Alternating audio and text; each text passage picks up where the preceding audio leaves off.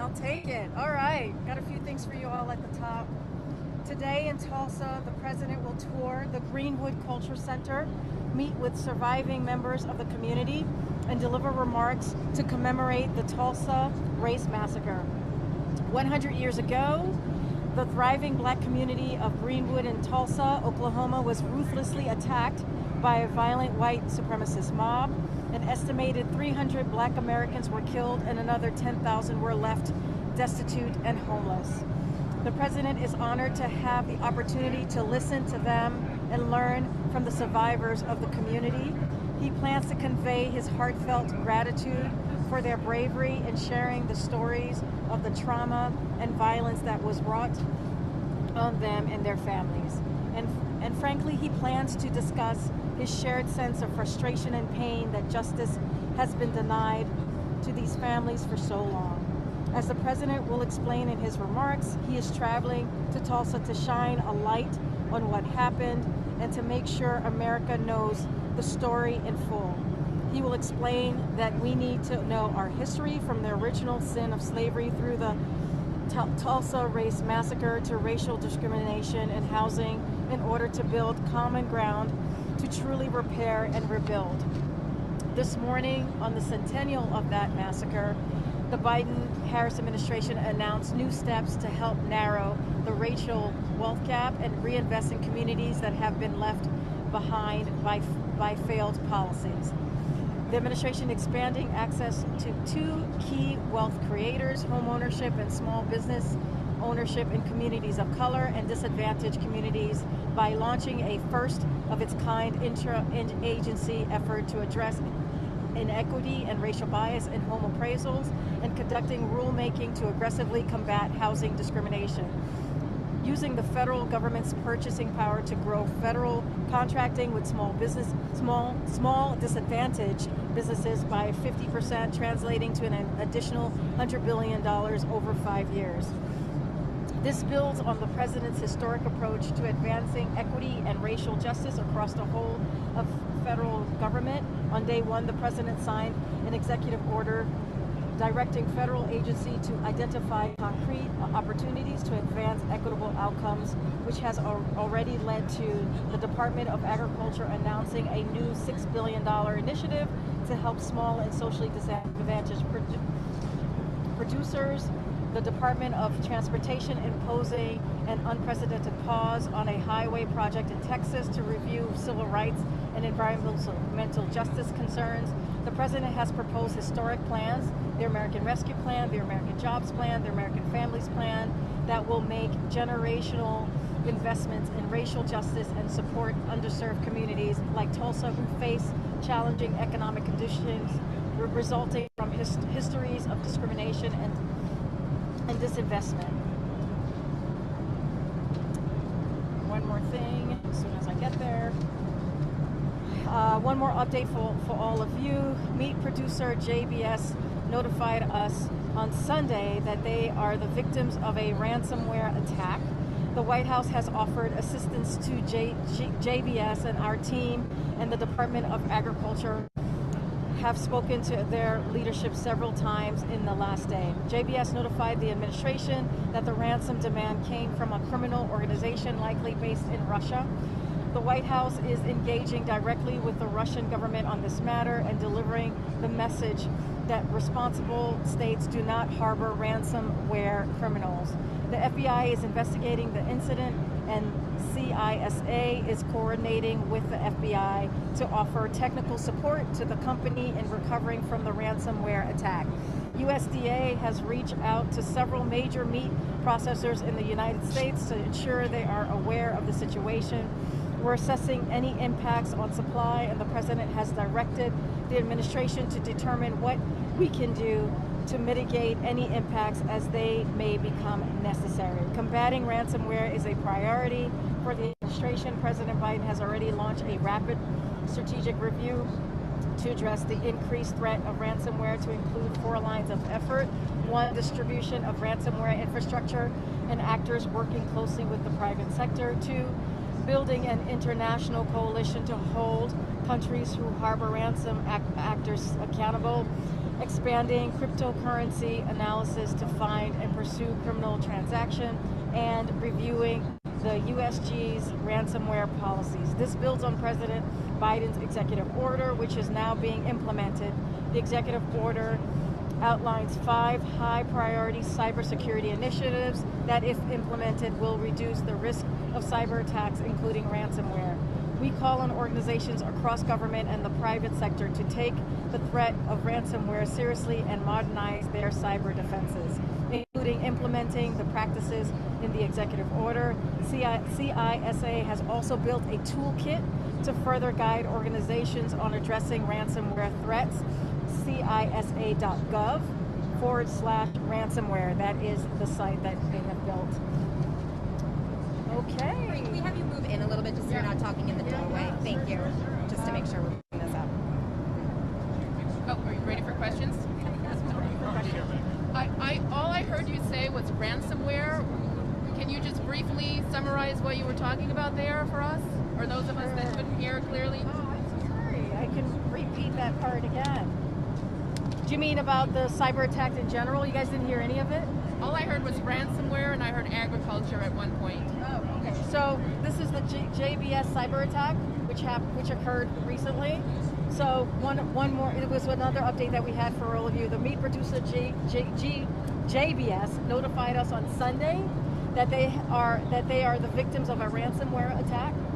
The White House has offered assistance to JBS, and our team and the Department of Agriculture have spoken to their leadership several times in the last day. JBS notified the administration that the ransom demand came from a criminal organization likely based in Russia.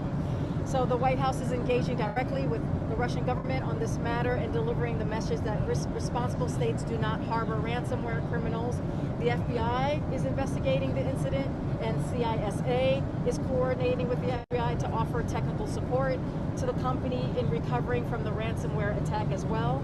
USDA has reached out to several major meat processors in the United States to ensure they are aware of the situation, and we're assessing any impacts on supply, and the President has directed the administration to determine what we can do to mitigate any impacts as may become necessary.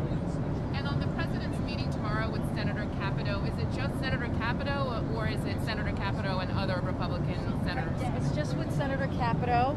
That is the meeting that he's having tomorrow. This is to discuss the counteroffer. As you know, the President and Republicans on the Senate have been in a good faith, healthy discussion on the American Jobs Plan, how to move forward, how do we invest in our infrastructure, building roads, bridges, and making sure that we're creating jobs as well, which is what the President wants to do. They came back with nearly $1 trillion counteroffer, and so the President is going to have a conversation with Senator Capito tomorrow to continue those discussions that they've been having the past several weeks. Does the President have any reaction to what's going on in Israel with the government there? Has he spoken to any of the leaders involved, like Prime Minister Netanyahu or the others who are vying for that job? Yeah, so Jeff, as you can imagine, we're not going to comment publicly on government formation while that process is underway, so we're just not going to comment at this time. Just one other topic with regard to the Texas voting restrictions. There are calls from Democrats now for the President and for Congress, the U.S. Congress, and congressional Democrats to do more to help stop what's going on there. What's the White House's reaction to that? So just to state a couple of things here, the Texas legislation is part of a concerted attack on our democracy being advanced in state houses across the country on the basis of the same repeatedly disproven lies that led to the assault on our nation's capital on January 6th. This must stop. We need to make it easier, not harder, for all eligible voters to register and cast their ballots. We need to move forward, not backwards. The fact of the matter is that the Texas legislation would make it harder to vote in a state where it is already too hard for many to vote. Among other restriction provisions, the bill would have restricted the apply for and help others apply for voting by mail, including a provision forcing people with disabilities to identify as such, given expansion permissions to partisan watchers in a way likely to lead to interference with both voters and officials, made it harder for local election officials to open polls at times that work for voters, including on Sunday mornings and at late night hours that accommodate shift workers. The president put out a pretty a statement over the weekend about this, about his thoughts on how un-American and undemocratic what we're seeing across the country and in Texas in particular, because that was the most recent legislation that came forth. And so he'll have more to say in short order later today. Karine, what does it mean that the president is going to visit Tulsa, which was relatively obscure in the history books, at a time when Republican legislatures are really trying to beat back attempts to teach racist history in school? I'm thinking of the 1619 Project and other backlash to racist historical events. So on that question, Mario, the president strongly believes that the federal government has no role in setting school curriculums. Setting academic curriculum is the responsibility of state and local officials. Curricular decisions shouldn't be driven by politics, as you can imagine. But the president does believe that it is important for our nation's students to fully understand our history. America is the greatest democracy in the world. Because of our founding ideals of liberty and freedom. Our democracy is strongest when our citizens understand the times in our history have not lived up to these ideals, so that we can all strive together to form a more perfect union. Karine, does the president support reparations for the families of the victims of the Tulsa Massacre? So the president believes that what these survivors have endured is tragic and devastating.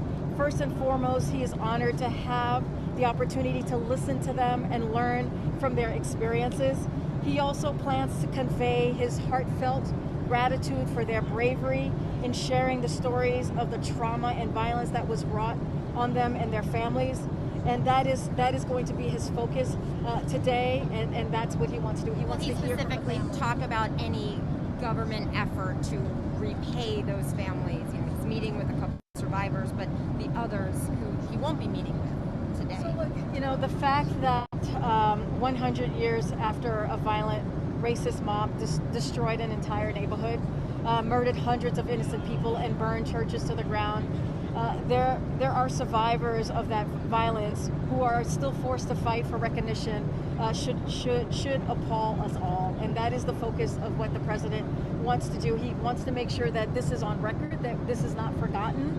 A story that has not been told is told.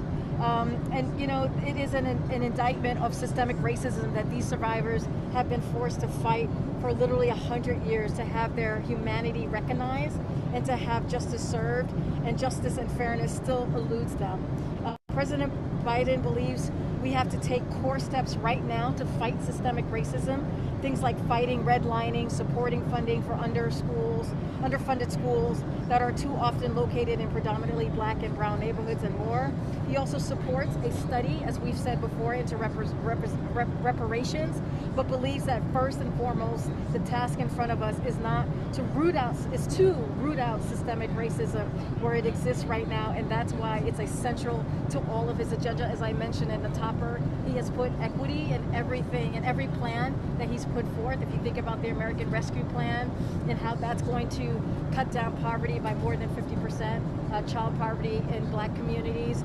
You think about the American Families Plan, the American Jobs Plan. All of those things also has equity at the middle of it. You even think about the COVID task force, the racial task force. We actually have a COVID task force that deals with making sure we don't leave communities behind. And so that has been his focus throughout his presidency thus far. One thing, just to follow up, can I just follow up really quickly, because on that point, the NAACP president says you can't begin to address the racial wealth gap without addressing the student loan debt crisis. So with everything that the White House announced today ahead of this trip to Tulsa, why wasn't cancellation of student debt a part of that? And is this still something the president is considering? So look, the American Families Plan, which is included in the president's budget, includes a historic $46 billion of investments in HBCUs, tribal colleges and universities, and minority-serving institutions. These institutions are critical to helping underrepresented students move to the top of the income ladder. And so President Biden is calling for a historic investment in affordability through subsidized tuition and expanding institutional and grants. These investments will enable America's HBCUs, TSCUs, and MSIUs to tackle longstanding inequalities in post-secondary education. The Secretary Buttigieg over the weekend talked about the week of June 7th as another important milestone in terms of the negotiations over an infrastructure package. Is that the moment at which, if there isn't the kind of progress the White House has wanted to see already, the White House goes ahead and moves alone? The Transportation Committee, the chairman on the Democratic side, has already set a markup for a different infrastructure proposal at that point. As you just stated, the president is, as I stated earlier, he's appreciative and heartened by the good faith effort that we've seen from Republican senators. But as the president said last week, we do need to finish these negotiations soon because we're in a race to win the 21st century, and the pandemic exposed just how badly we need to invest in the foundation of this country.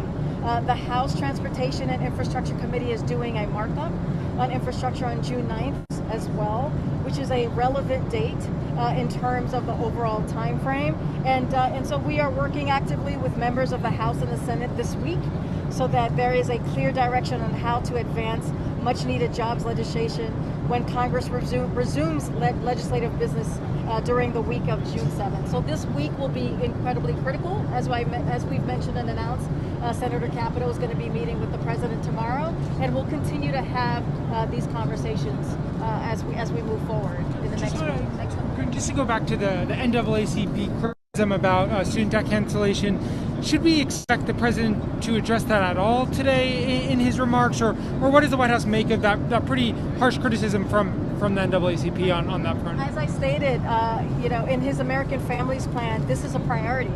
Making sure that he made a historical investment into HBCUs, tribal colleges, and universities as minority-serving institutions, and he wants to keep to that promise and is going to work very hard towards that.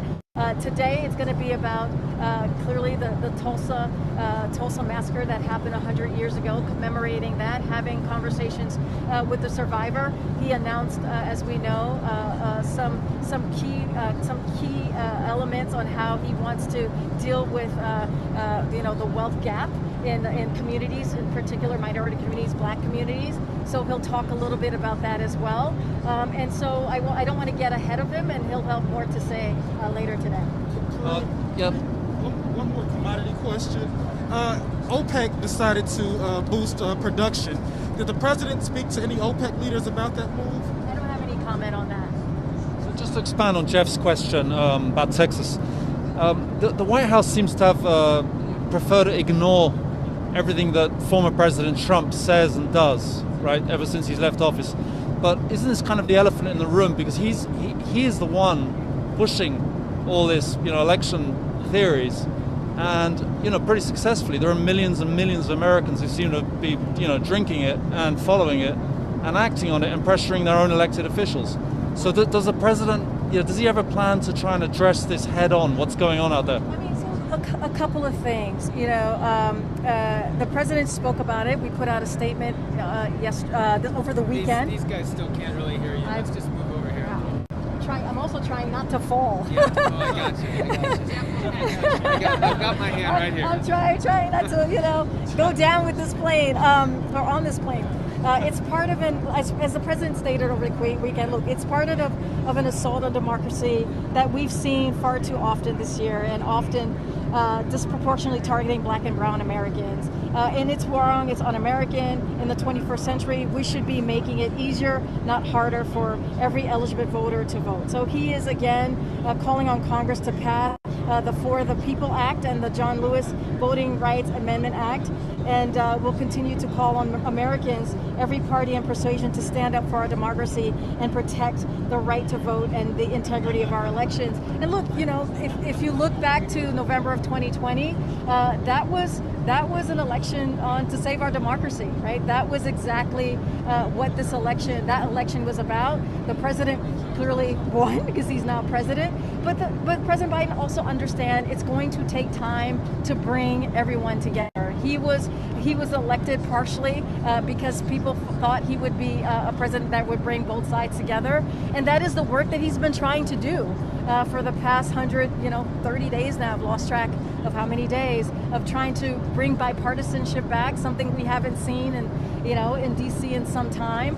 And if you think about the American Rescue Plan that had bipartisan support across the country, Republican, Democrats, and Independents, and that's what the president's going to continue to do: try to bring both sides together and work with Congress to get the For the People Act passed, the John Lewis Voting Rights Act passed, and so that's what we're going to continue to do. And he'll actually have more to say about that later today. So I don't want to get ahead. Senator Joe Manchin has expressed some concerns about the voting rights bill. Obviously, a crucial vote to push that forward. Senator Joe Manchin has had expressed concerns. Has the president had any outreach with him or his office? Should we expect, some more from the president on being more forceful and trying to get that passed? Yeah, like I said, Tyler, we're going to have more. The president will have more to say about this later today. And as you could imagine, he talks to members on the Hill, House members, senators, pretty regularly. He's been meeting with them pretty regularly on both sides of the aisles, and they've talked about an array of issues. And so I'm going to not get ahead of what he's going to say later today. Just one other topic. Is there any reaction from the White House to the reports that Denmark is the U.S. in wiretapping some of these European leaders? Thank you. So in 2014, the United States issued a full review of our approach to overseas surveillance. President Obama issued a presidential directive that changed our approach in significant ways. We will work with our European allies and partners to address any questions through the appropriate national security channels. That's what we do. Karine, given this latest in Tulsa, do you have any details on the survivors that he's going to be meeting with? How many? If you don't have names, can you say how many, how big the group is?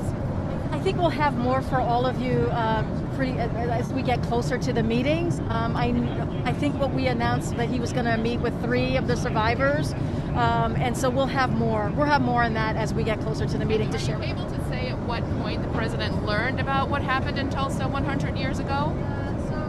As you can imagine, it's a story the president has been long familiar with, a story that has not been told. The president wants to make sure it's not a forgotten story, and the president wants to put it on record, which is one of the reasons why he's coming today. And I just wanted to read out a tweet that he put out last year about this, which is: the Tulsa Race Massacre is one of the worst incidents of racial violence in our history, and it has been erased from our national conscience for far too long. It's time we reckon with what happened in 1921. So this is, like I said, something that the president has been familiar with some time. Karine, just a housekeeping thing on that, on the survivors meeting, just a housekeeping. Could we put in the request with you now that we'd love to see that? I know it's closed as of right now, but if there's a photo op that we could get, that's a very significant meeting that I think people would like to see or have a chance to hear from the president after he has sat down with them. And then a follow-up, is there any consideration, given this latest ransomware attack, is there any rethinking of the summit with Vladimir Putin in 2 weeks? I'm sorry. Is there any rethinking of the summit with Vladimir Putin in 2 weeks, given this latest ransomware attack? You said a criminal organization based in Russia, and conversations. Yeah, appreciate the question. So we do not regard, as you can imagine, this meeting with Russian president as a reward, right? We regard it as a vital part of defending America's interests. President Biden is meeting with Vladimir Putin because of our country's differences, not in spite of them. There's a lot we have to work through. President Biden is the most effective communicator of American values and priorities, and hearing directly from President Putin is the most effective way to understand what Russian plans and intents.